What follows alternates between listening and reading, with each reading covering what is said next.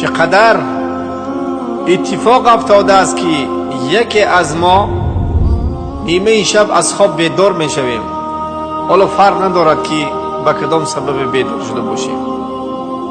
سپس به بسترمان دوباره برای ادامه خوابمون برمیگردیم.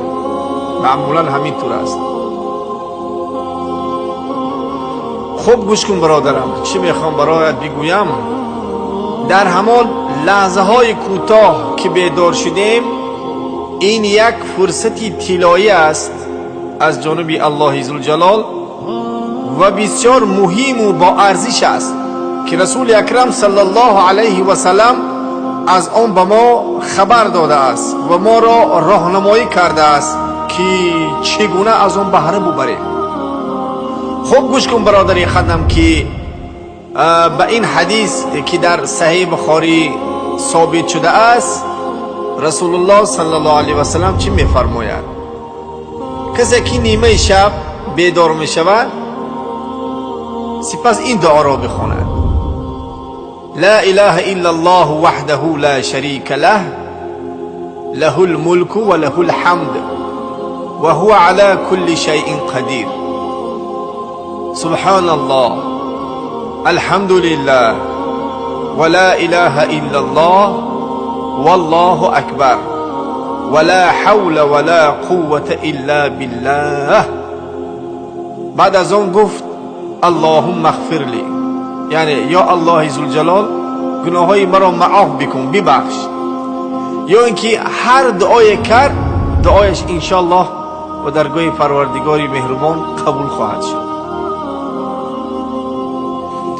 و اگر بالفرض وضو گرفت و طهارت گرفت، یا اینکه نمازی که هم خواند نماز او انشاءالله قبول خواهد شد.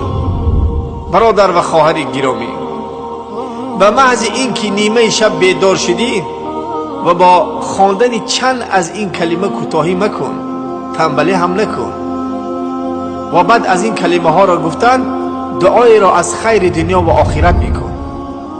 رسول اکرم صلی الله علیه و سلم به ما خبر داده است که انشاءالله دعا قبول خواهد شد.